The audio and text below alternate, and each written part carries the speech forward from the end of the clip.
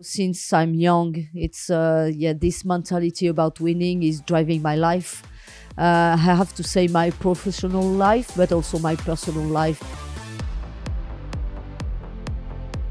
Hello and welcome to We Are Chelsea, the official podcast of Chelsea Women, brought to you in association with Skoda, the official car partner of Chelsea Women and proud supporters of women's sport. I'm Caz De Moraes, and today I am so happy to be joined by the Chelsea Women's head coach, Sonia Bompastor. It's only episode 3 and we've delivered you the coach. Get in. But let's get into it, shall we? This is We Are Chelsea with Sonia Bompastor. So Sonia, welcome to We Are Chelsea. I am so excited that you're on our podcast.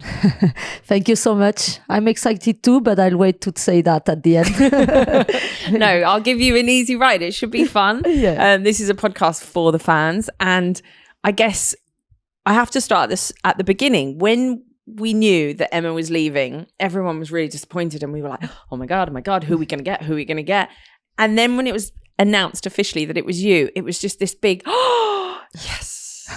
It was such a sigh of relief. We were so excited. You've been an amazing coach. The things that you've done, how did the conversations start and come about?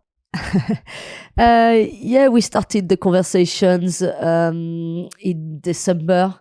And I think I still had one more year contract in Lyon, but I just felt like for me, I had 3 seasons with Lyon as a manager, and it was maybe the time to reflect on what was the right timing for me to maybe leave, because I think in every project you are involved, I think sometimes it's good to reflect and see, when is the right timing for you to leave, because when you have the same manager and when you are a manager and you have the same group for 3 seasons in a row, I just feel like that's a long time. So we just started to speak with Chelsea, and from my career and also for my personal life, I just felt like it was the right thing to do. Well, talking about your personal life, you've moved to a lovely country full of rain every single day. How have you been adjusting to London life? No, I think we settled in really well. We are still in the process to adapt ourselves to the London life. Yeah. That's a big move for sure. We moved with the family, 4 kids. So I'm going to come to this. I'm going to come to the 4 children. I have to say, we were just like welcome. We had a really warm welcome from everyone in the club, and we feel already part of the family. So this is something really important for me, because I just can give myself, and I can give 100 of myself to the club and to my personal life. So I think it's something really important. Absolutely. I know that Wiki was telling me that she had an initiation song, which was Hakuna Matata. Did you have to do an initiation song, or is the manager excluded from that? I have to be honest, that's the first time in my life I had initiation. So as a player and as a coach. Oh, really? Yes. So you never had one as a player? No, never. I was always trying to escape that, and I always find a way to escape. So it was the first time in my life ever. So it was kind of nice, but I just felt like it was nice for me to have one. But what did you sing? So I didn't do in myself. I was with Camille, Billy and Theo, my assistant coaches, and we had I forgot the Ramener la coupe à la maison, the French song, and we personalize it. So with all the Chelsea female names. And I think it was nice, even if our tempo in the, singing and was not a good one. But we were quite nice having the female names on it. High scores for effort. 10 out of 10 for making the effort. Just for the effort. When we spoke to Aggie and I asked her, I said, what's it like under a new coach? She said within probably 2 minutes, Sonia was just like, I want to win. I've come here to win. I want to win. Which obviously, as a fan, we're all like, yes, Sonia. Yeah. Is that your mentality? Is that something that is just driving through you the whole time? Yeah, I think so. Since I'm young, it's this mentality about winning is driving my life. I have to say my professional life, but also my personal life. It's like I'm someone who never give up. I always make Okay. sure I work really hard. But anytime I'm doing something, I just want to do it in a perfect way. So I'm a perfectionist, and I just make Okay. sure I spend the energy and the time I need to spend to make sure we just reach the goals. I mean, that is music to a fan's ears that we have a coach that wants to win and is a perfectionist. Yeah, it's like part of the job, but I think every coach wants to have that. And I just feel like lucky to be involved in projects where I have the chance to have good players. Yeah. And coming to Chelsea, I'm just meeting a club who have a lot of ambitions. I think a lot of managers might have the passion and the want to win, but you have backed it up with so many successes, not just as a player and the coach. Yeah, for me, the first thing I want to say, it's like that's two different completely jobs, being a player and being a coach. I just think like when you are a player, it's about yourself and everything goes around you. When you are a manager, you never think about yourself. You always think about the other ones, the players, the other members of staff. And I think that's the biggest difference. But I think like the common point from being a player and a manager are my values. I always drive my life with my values, and I try to be like driven by that every day when I wake up. And it's about like being respectful to people, being humble, trying to work really hard, trying like to be nice to people and just enjoying and having fun.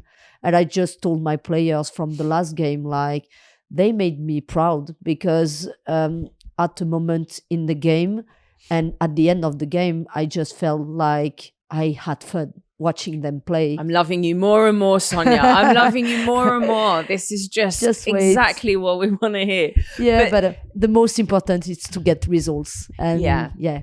But okay, so when we talk to people who have had the kind of successes that you've had, it's really obvious and sometimes important to talk about the wins and all of the brilliant things that you've done. But can you share some of the failures and some of the mistakes that you've made that maybe have helped you on your way to success? Yeah, I think when you have failures or bad moments in your career, it happens for sure. It happens to everyone. I just think like, you need to recognize that's normal and that's part of the process, that's part of feelings sometimes, the emotions you are going through. The only thing for me, it's like I don't want to leave them for a long time. So as soon as I'm in a situation when I have bad feelings, I'm someone who is really hard on myself. Anytime we don't get a result, anytime we don't play or we don't have a great performance, it's always my fault. I never take the player's fault. It's always my fault. So anytime we have a bad performance, I always try to make sure next time it won't happen again, because this feeling about failures, about bad emotions, I don't want to leave them. I just want to make sure I only leave the positive emotions. Yeah. And sometimes that's good to just say like, I made a mistake. And I always tell my players, sometimes I have to take so many decisions, and every day, every week, every season. And sometimes that's normal. We are humans. We can make mistakes. And it's just like, how do you recognize that? How do you tell your players, I made a mistake? But from the time I made that mistake, I'm getting sure I'm not going to make that mistake again. And I think who maybe makes the difference between the manager and the good manager, it's when you don't make as much mistake as someone else. Yeah, but that's got to be hard because, on the pitch, you've got those 11 players and then you've got some on the bench and you've got the wider team. There's a lot of personalities, a lot of skills, a lot of players there for you to control their mistakes always on you. It's a lot for you to try and so I guess it's a lot of pressure is what I'm trying to say. If you take all of their mistakes, do you also take their wins as your wins? No, that's I funny. knew you were going to say that. Yeah, actually, that's funny. For me, my mentality is like when we win, that's about the players, their performance, and as a team, as individuals. And when we lose, that's on me. And I have always been this way, even with my family, when so and I think that pressure maybe gives me an extra motivation, because I hate to lose. I hate to be in emotions where I cannot be feeling positive, and it's like that's how I have been educated. It's how you were brought up. Yeah, exactly. You had hard parents. Yeah, I mean, hard parents, they have always been supportive, but in terms of education, they just told me, like, Sonia, when you want something in life, you have to fight for it. That's the way it works. And we were a family with 3 kids. We were really happy. We didn't have luxury, but we had everything we needed to have. We enjoyed life, but my parents, since I was a kid, they just told me, like, if you want something, you just have to fight for it and work hard for it. And that's for me a good education, and that's also an education I'm trying to give to my children now. So but I feel fine about that. It's like something. I just took advantage of it. How old are your children? So I have 4 under 10. So the oldest one is 9. Okay. I have twins, boy and girl. They are 7 years old, and the youngest one is 3 years old. He just started school. I have just become a mum of 2. Yeah. So I had 1, I've now had 2, and I am finding it so hard and impossible. How have you got 4 and you have an incredible career? And how are you trying to teach them to fight for things? Because my 2-year-old is hard. Yeah, but you just have to say sometimes that's difficult. Sometimes that's hard. Sometimes I just go home and they are giving me hard time. Yeah. And I'm like, oh, come on. But that's normal. And, that's good for me because in my career, you have a lot of pressure. And when you get home, that's the time for me when I can relax and just enjoy time with my kids. Because I have to say, for sure, having 4 kids, sometimes that's not always easy, but that's also always good, because you spend time with family. And because I told you, like, I'm someone who is really hard on myself. Yeah. So sometimes when we don't get the results we need to get, it's good to have them around, and they don't care about your job. They don't care. Yeah. They just care about you, their mom, and they are so proud of you, and they just want to see you like how their mom and not how the Chelsea coach, So sometimes it's good also to have these moments when you can relax and spend good time with them. Okay. So you just need to be patient. I think it gets better. Yeah, for sure. Even if sometimes it takes some time. I still have Matisse, who is 3 years old, and he thinks like he's controlling everything. He just tells me like, that's my house, that's my car, that's everything is his. Yes, it is. So, but you just need to be patient and keep explaining him how it works. It's a weird question, and I hate to ask because you're a woman, and I know because I get it, but people always ask about the family work balance, and I feel like it's an impossible lie. It's just so hard to balance the two, and there's so much pressure on women to have this amazing career and have an amazing home life and be like the best mum. Do you feel that kind of pressure as well? Because you're so successful, but you've also got 4 children at home. Do you find that it's hard to do the work-life balance? Yeah. I think that's difficult to find the work balance, find the good balance between work and private life. I think for us, the most important is to find a good organization, having people who take care of the kids when we are not available. It's a challenge because, for them, when you are leaving home, it's a disaster. They just Yes. want you to stay forever. But I have to be honest also. I started in a point where I was thinking like that's not possible to be a mom of 4 kids and having a job with a lot of responsibilities. Oh, you did think that? Yeah. Okay. In Because the that's what I'm beginning, thinking yeah. about you, Sonia. In the beginning, I was thinking that, and my family just made me realize that's possible, Sonia. If you want to, everything is possible. And yeah, we tried like to think about how we could organize life around the kids and how we could also like find the good balance, because as you just said, I want to be a good mom, but I also want to be a good coach. And that's sometimes difficult because that's 2 full-time jobs. And Yes. how do you want to share your time between both? It's like, it's difficult, but when you want to, you always find a way, even if sometimes it's painful, because when I'm leaving home, the kids are crying sometimes. Yeah. But it's good for them to share some moments with me. Sometimes they just come and see the game. They watch the game. They come to the stadium, and at the end, they love to come in locker room.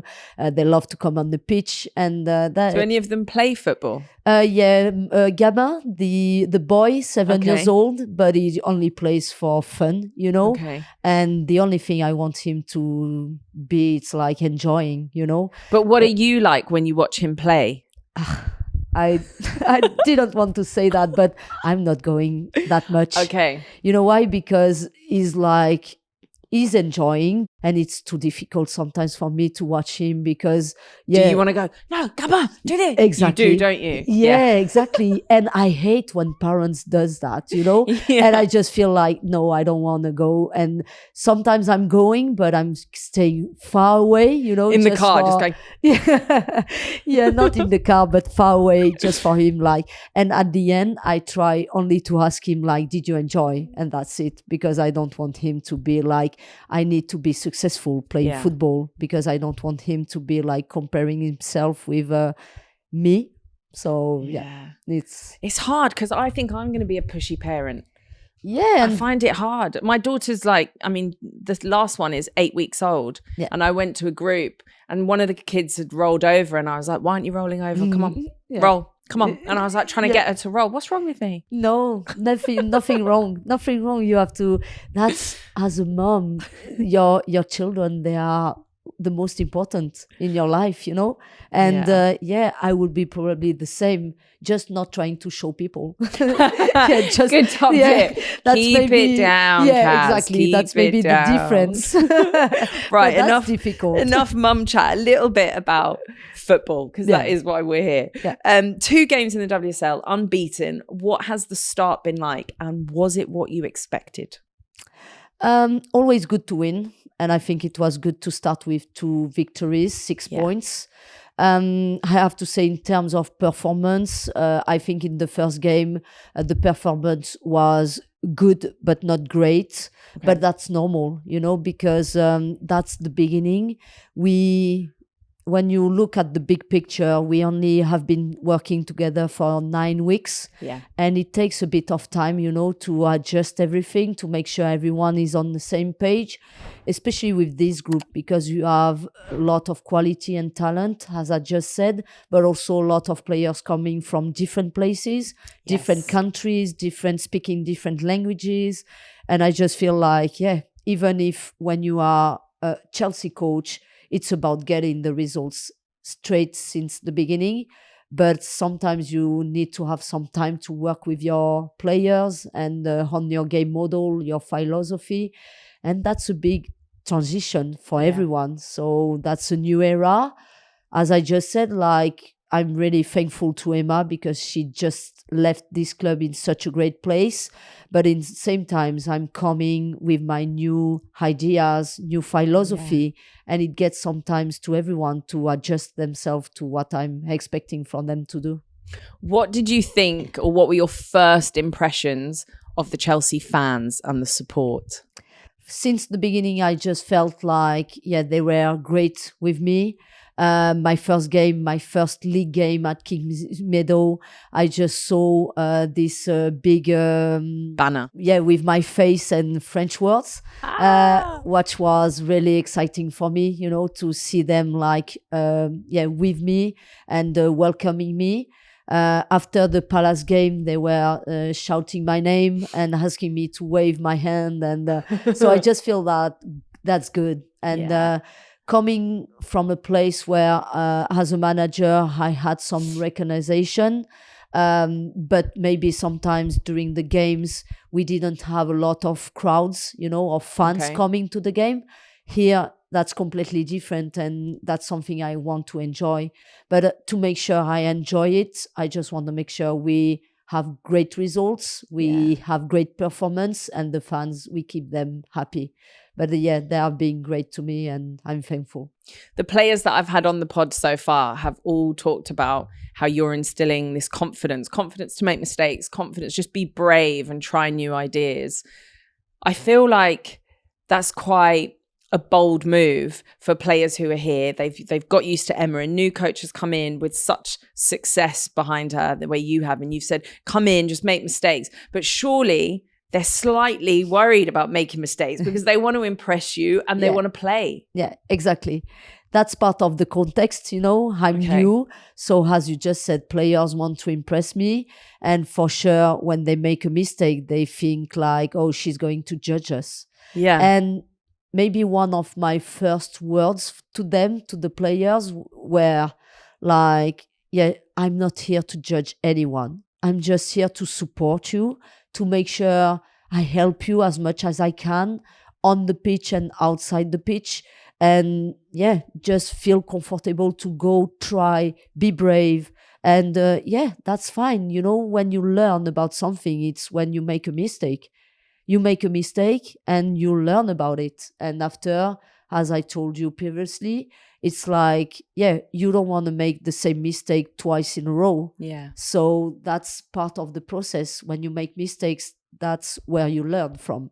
So that's okay for me. And I prefer to have players who in the game want to touch 100 balls and maybe losing 10 of them, rather than having a player who is hiding herself. She doesn't want to touch the ball and she only plays 10 balls in the game and she's successful on 10.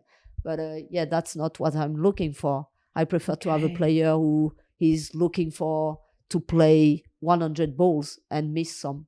I'm going to keep that in mind. Yeah, you're giving me so much pep talk here for my own life. The kids, even with the kids, that's the same. You know, I had some conversations with some experts on the management, leadership, and sometimes some parents, they just want to make a cake with their kids. Yeah. And the kid starts to make the cake and you just ask the kid to have one glass with milk. Yeah. The kids start to put the milk in the glass and the glass just falls and broke. And the parents go like, what did you do? You are bad. And suddenly the kid is like, I'm not going to try again because my mom or my dad, they are like shouting at me.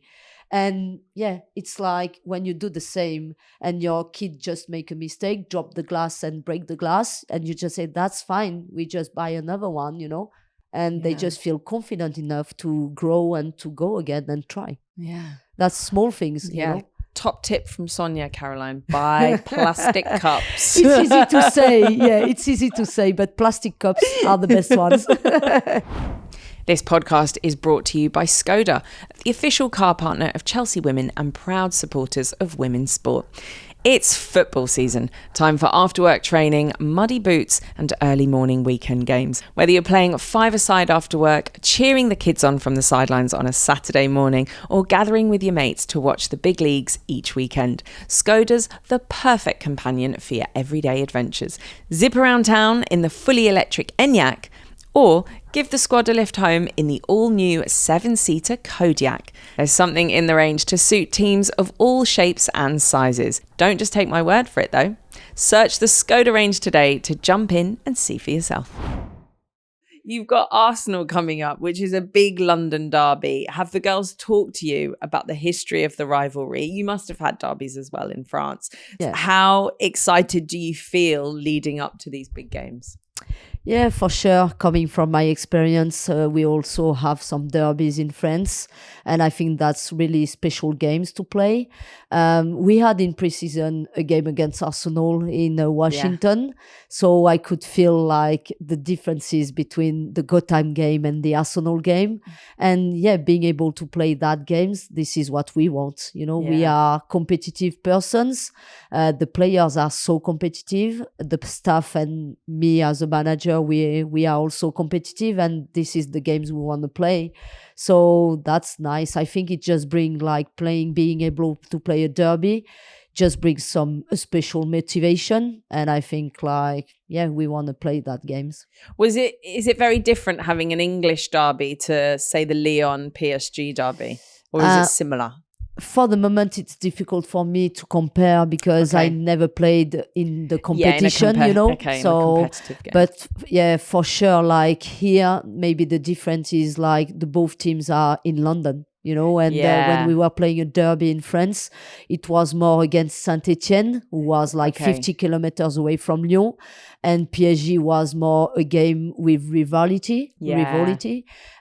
So yeah, this one will be special for sure. But we can't wait to play that game. And you've made no secret of the fact that you've come to Chelsea to win the Champions League, which as fans, it's like the trophy that's eluded us. We were so happy to hear you say that. You've had success in that competition. We've seen the draw. Do you feel pressure knowing that we love to win, but it's the one trophy that we haven't, and we really, really want to win it? So no pressure, Sonia, but we really, really want to win it. And I really, really want to win it as well. So this is why I decided to join the club. I think, as I just said, like the club has a lot of ambitions, and I think the Champions League trophy is a special one to win. I don't feel negative pressure. I just feel like positive pressure. I know coming here, that's the only trophy the club didn't win yet. Yes. And I hope we'll make it as soon as we can, even if, all the other clubs are working hard. We have a lot of competition in that competition. If we talk about especially that competition, but I think we have all the quality and all the talent to make sure we go through the competition and we are successful. So this is about working hard again and making sure we are efficient in the games. But we have, as I just said, from last season, Chelsea was really close. They were in the semi-final. They played Barcelona. They beat them in Barcelona, and they lost the game here at home, but with one player down. And I think it changed the game. So they were so close. So I think like in that competition, small details are really important. And we have to make sure like we just bring these small details to our side.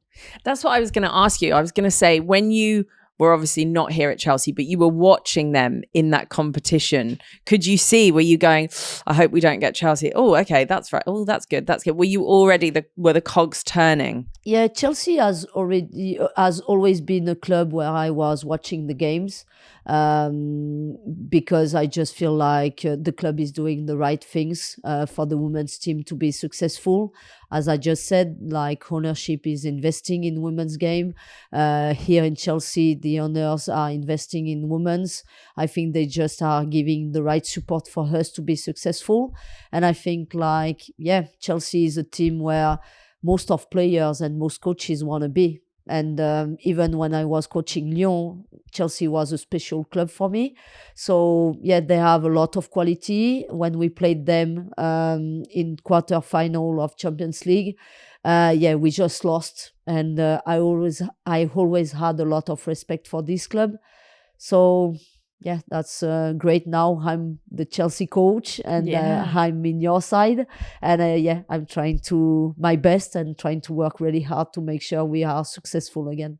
Well, I know that you're really busy, so I'm going to finish on some quick fan questions. Everyone was excited that you were going to come on. So we've got some fan questions, and some of them are, nice and easy, I think. What's the best French food, in your opinion? I'm trying to think, because in France we have different type of food depending on the regions. The location. Yeah, the location. So what was the best food in Lyon? In Lyon, I would say quenelle. Oh, okay. You know quenelle? I don't. It's like big sausage with rice and the cream on top of it.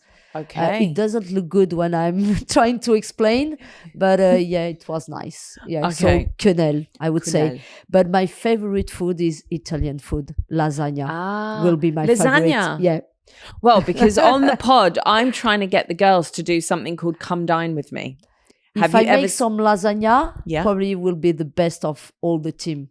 Really? Yeah. Sonia, you are backing your lasagna. But we need to make a competition with the players. Yes. You'll try mine? I will try yours. There's a show, I'm sure you have it in France, and it's different people and they all make food in their houses and then they have to score them. Yeah. And I want the players to do it. Yeah. So probably I will be in the competition with them. Cooking my lasagna. Look at this. She's just turned. She's like, bring it on. I'll bring my lasagna. I back myself. No, I need to find some time first. Yeah, that's true.